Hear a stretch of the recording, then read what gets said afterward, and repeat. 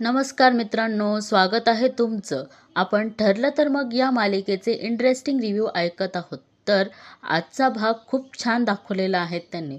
सुरुवातीला त्यांनी असं दाखवलेलं आहे की अस्मिताच्या मागे गुंडे लागलेले असतात आणि ती धापा टाकत टाकत तिच्या माहेरी म्हणजे तिच्या सुभेदारांच्या घरी पोहोचते आणि घाबरून मम्मा मम्मा अशी आवाज देते. कल्पनाताई आणि घरातले सर्व म्हणतात, काय ग, काय झालं?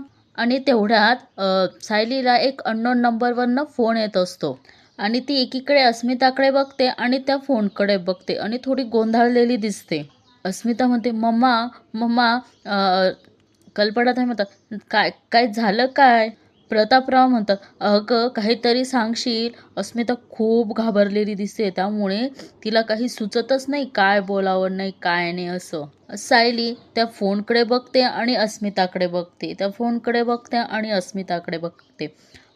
कल्पनाताई म्हणतात, काय झालं बाळा? अस्मिता खूप घाबरलेली असते, त्यामुळे ती काही बोलू शकत नाही. प्रतापराव तिला घेऊन तिला सोफ्यावर बसवतात. कल्पनाताई म्हणतात, विमल पाणी दे, आणि तिला म्हणतात की बस इथे बस बाळा. तिची आई म्हणते, काय झालं बाळा? घे पाणी पी, पाणी पी. अर्जुन म्हणतो, अस्मिताई झालंय काय? सांग ना काहीतरी. घाबरलीस का तू एवढी? प्रतापराव म्हणतात, तू सांगितलंस तर आम्हाला कळेल ना. तिची आई म्हणते, काय झालं बाळा? सांग ना काय झालं. थोडंसं अस्मिता खूप घाबरलेली असती, पण आता थोडी ती रिलॅक्स झालेली असते आणि ती बोलायला सुरुवात करते. सायलीही म्हणते, अस्मिताताई काय झालंय सांगा ना.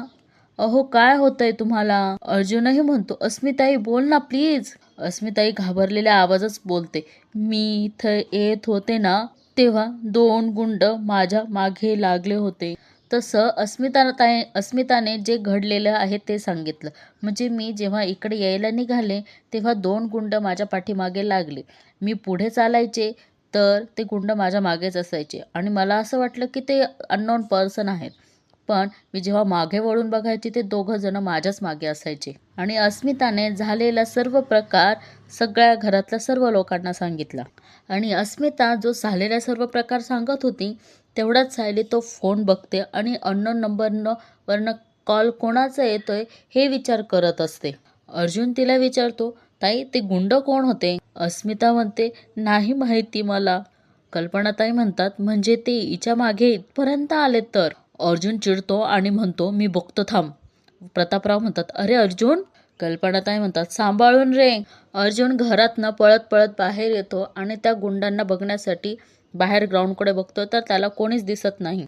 अर्जुन सर्व ठिकाणी शोधतो पण त्याला ते गुंड काही कुठेच दिसत नाही आणि अर्जुन मध्ये जाताच ते दोन्हीही गुंड बाहेर येतात. सायली विचारते, ते गुंड आहेत का हो अजून बाहेर? अर्जुन म्हणतो, नाही, बाहेर कोणीच नाहीये.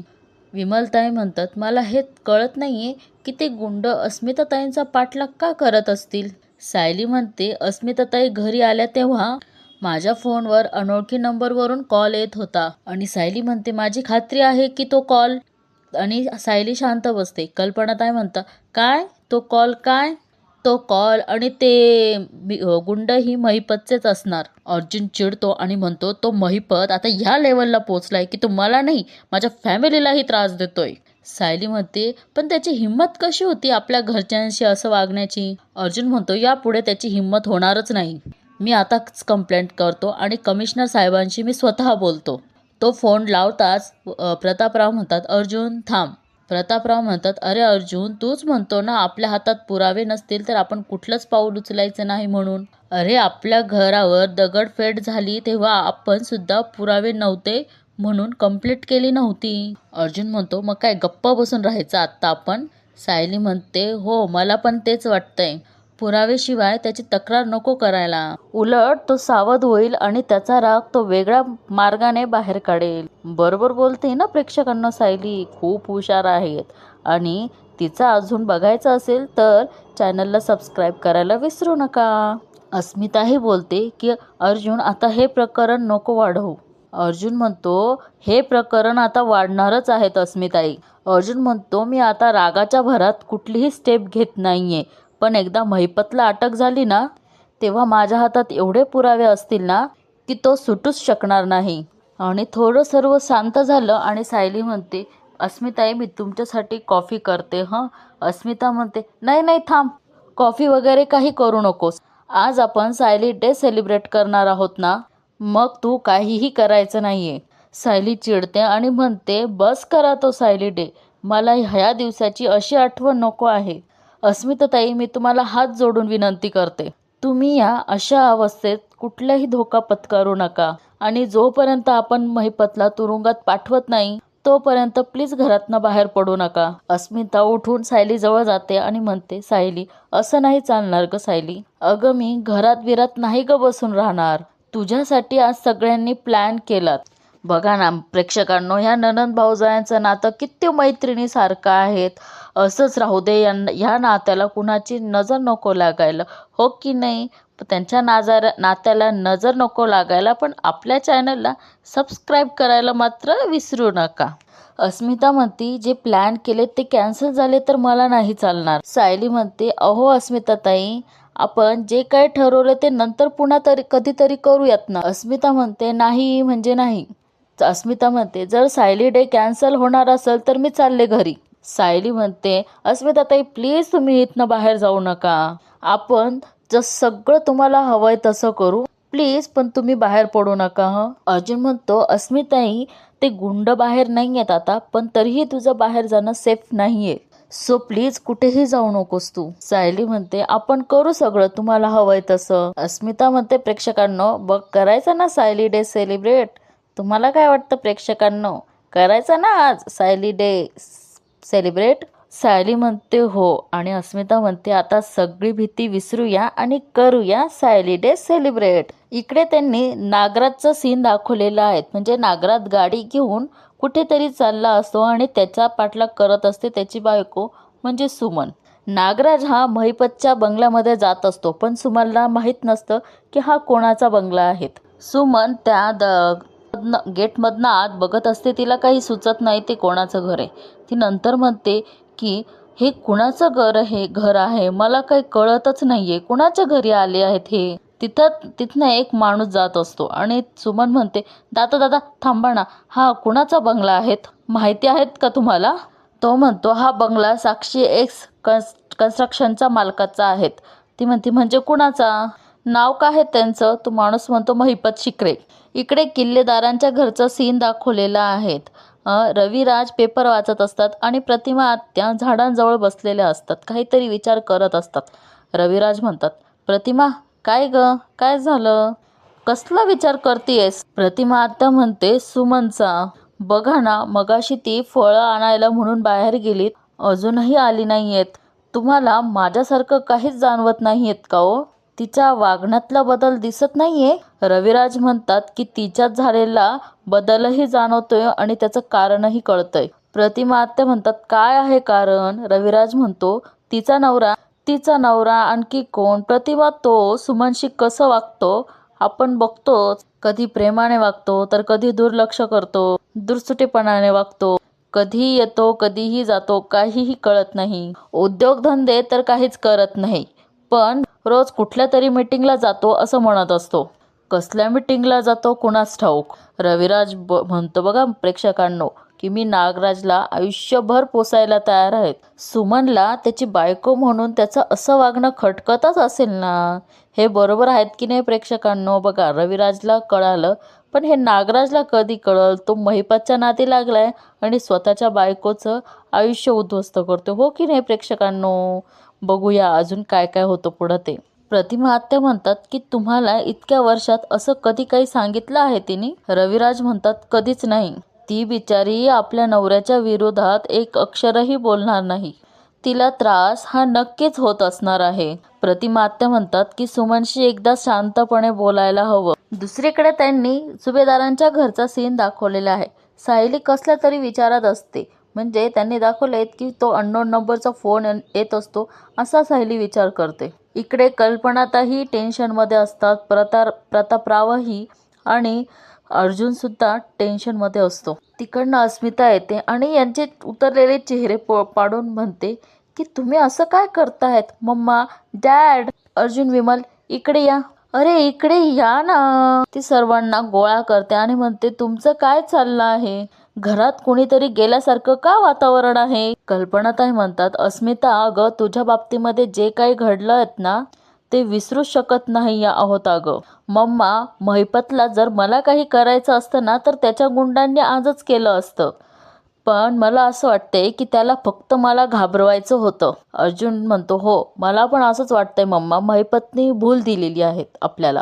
त्याला जर खरंच असं वाटतंय तो जर काहीतरी करेल तर तो खरंच मरेल. हे खरं बोलतंय अर्जुन, कारण अर्जुनची ताकद आपल्याला माहिती आहे प्रेक्षकांनो. पण बघूया अजून महिपतने काय काय करून ठेवलेलं आहे ह्या परिवारासाठी.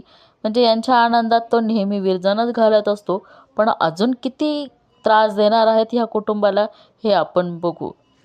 तुम्हाला काय वाटतं प्रेक्षकांनो, या महिपतचे पुरावे अर्जुनच्या हातात लवकर सापडावे आणि या महिपतला अटक व्हावी, हो की नाही प्रेक्षकांनो? तुम्ही कमेंटमध्ये कळवा नक्की हां. अस्मिता म्हणते, म्हणूनच तुम्ही असे चेहरे लटकवू नका. आज आपण सायली डे सेलिब्रेट करायचं ठरवलं आहेत ना? मग चला बघू, मूड चेंज करा. प्रतापराव हे म्हणतात, करेक्ट आहेत. अर्जुन, कल्पना, झालं गेलं ते विसरून जा. आज सायली डे साजरा करायचाय, त्यामुळे तिच्या चेहऱ्यावर स्माइल येईल. अस्मिता विचारते, मग सांगा आता काय करायचं? इकडे महिपतचा आणि नागराजही तिथे आलेला असतो आणि त्याचे 2 गुंडही आलेले असतात. महिपत म्हणतो, चांगली बातमी असेल तरच इथं उभं राहायचं, नाहीतर मागे फिरायचं आणि तोंड काळं करायचं. त्यातला एक म्हणतो, साहेब खबर चांगली आहे, काम झालंय आपलं. सुभेदाराच्या बहिणीचा पार घरापर्यंत आम्ही पाठलाग केलाय. इतकी घाबरली होती ना ती, थरथर कापत होती. महिपत म्हणतो, पोचायलाच पाहिजे होती ती. तरच त्या अर्जुन सुभेदाराला आणि त्याच्या बायकोला कळल की हा महिपत चिकरे काय काय करू शकतो ते. अस्मिता आणि प्रतापराव आणि कल्पनाताई सायली जवळ येतात. सायली काहीतरी विचारांमध्ये गुंतलेली असते. अस्मिता म्हणते, मम्मा, आज सायली डे सेलिब्रेट करायचा काय काय विचार केला आहेत आपण? कल्पनाताई म्हणतात की सायलीला जुन्या गोष्टींना उजाळा द्यायला आवडतोत ना, मग आपण सुद्धा तेच करायचं. सायली म्हणते, हे मला आवडेल आई. प्रतापराव म्हणतात, तू ह्या घरात आल्यापासून तू सगळे सण समारंभ अगदी मनापासून साजरे केलेत. ह्या घरात आनंद आणलास तू.